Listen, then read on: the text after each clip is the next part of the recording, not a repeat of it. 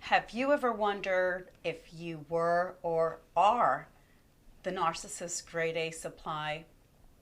Hi, I'm Nanette, and welcome back to my channel, Narcissism Exposed. And if you're new to my channel, go ahead and hit the subscribe button and be sure to hit the notification bell so you'll be notified the next time I put out a video. So, what is the difference between a grade A supply and just supply? I think before I answer that question, let's define the fragile ego of the narcissist, because then we're going to get a better understanding of what he or she is looking for. So what we need to recognize is that the narcissist has very, very fragile ego, a very low self-esteem, very low self-image of himself. And he or she relies on stealing the identity of the person that they seek supply from. So what makes a grade A supply? And these are some of the primary features of grade A supply. Number one, they have to be successful. They're good at their job, they have a high position in their company, they're recognized for their great work. Number two, good looking. Of course, he or she wants somebody good looking to hang on their arm and to go places to and to be seen with somebody who is going to be catching people's attention. Narcissists are attention hogs. And number three, they want somebody who has some possessions, maybe has a house, has a car or several cars, right? Has certain beach properties. In other words, somebody who is highly accomplished. And they want somebody who is an empath, who's very empathetic and who is very understanding and easy to forgive someone, and they have no hesitation to do it time and time again. And then they want somebody who has great understanding and is always trying to put themselves in somebody else's shoes, somebody who's a nurturer, somebody who is a fixer, so to speak. They want someone who's smart and someone who's possibly like a high public personality, somebody who is in the spotlight. Now, when I mentioned smart, they don't want their grade A supply to be too smart. In other words, smart in the aspect of identifying what is fairy tale and what's not. And someone who is not very cognizant, not very aware of the difference between what's evil, deceptive, or dark, that somebody takes the world, looks at the world like there's good in everyone and everyone is so good, and has that type of persona.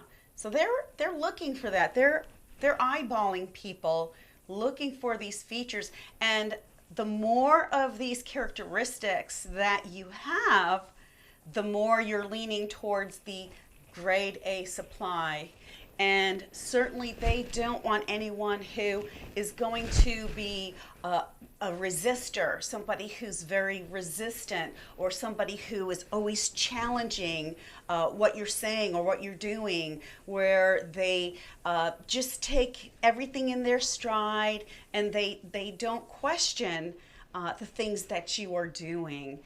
First of all, the narcissist is going to engage in love bombing, and that's like the condensed version of mega dating, and putting their hook into that person. So the more they have those pink lenses where they see everything as a fairy tale, the more the narcissist recognizes that person as the grade A supply. So they're definitely looking for somebody who is going to provide adoration, adulation, praise, constant praise, talking to everybody, what a great person this guy or girl is, and all the things that they do for them, and they love all of this praise and all of this glory. So they're looking for this bubbly, happy, smart, successful, has property, forgiving, loving, kind, empathetic person, knowing that the things that they are going to be offering grade A supply is no empathy, lies, stealing, deception, and pain, right? And ultimately, destruction. Do you call that a fair trade? I mean, just even looking at that, it boggles the mind. But the cloak of deception is so well orchestrated and narrated that before you know it, you're swooped into that whole movement. And it's just so fast and so chaotic and sometimes confusing that you just kind of go along with that, not realizing that you have just entered the spider's web. And now comes the paralyzation and keeping you in that place.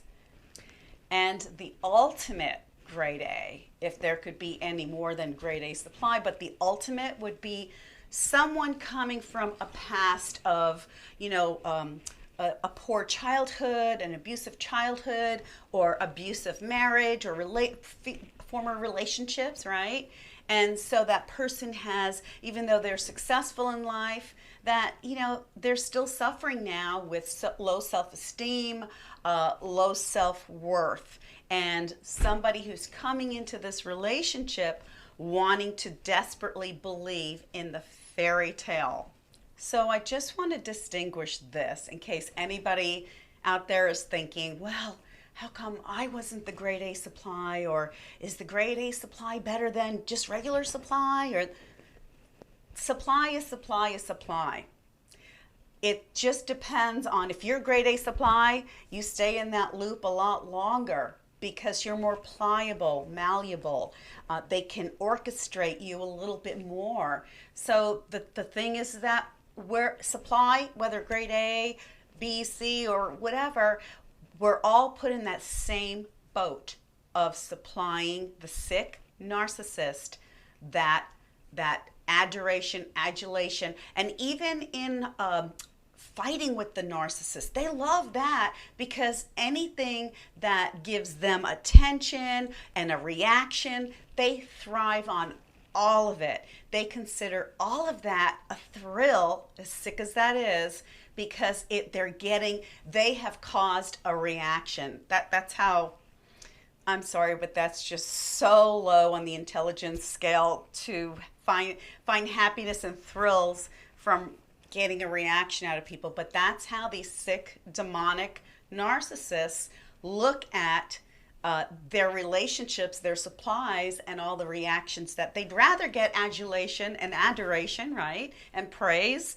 But if they can't get that, they're happy to get an anger reaction out of you, a frustration reaction out of you. Anything will do. So we're all in the same boat, we're all in the same herd, we're all in the same pasture. But here is the big difference, is when you finally have an awakening where you see the destructive behavior of the narcissist and you see the pain and suffering they so gleefully try to cause you, and you have this awakening, or you're just plain old fed up with this bad behavior. Either way, you have decided enough is enough, and you completely remove yourself from that entanglement. And yes, I call it an entanglement. It is not a relationship. You're not relating to each other. There's no relations where both parties love, honor, respect, consider, have communication with equal communication with each other. And while you're talking to the narcissist, expressing your heart, your concerns, things that you feel like you both need to talk about and come to a resolution, they're thinking how wrong you are to even dare to bring anything up that points a finger at them.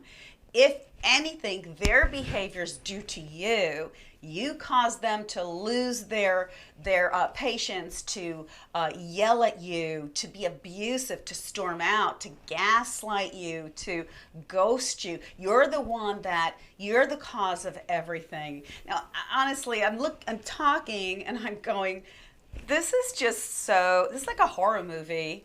And I understand how the heart of an empath, of a good person, gets caught into this snare, this web, and your heart is so purely given in its entirety, and you're confused, you're bewildered, you're shocked, and the empath is always looking, how can I resolve this? How can I make this better? And then at times you might even go, well, maybe I was a little too hard, or maybe I shouldn't have been so confronting. No, no, no, no.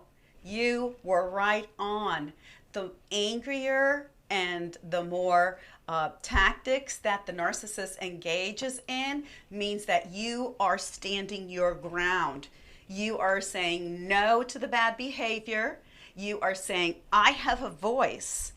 I have a say in this. This is my life. I own my life, not you. And the narcissist doesn't like that.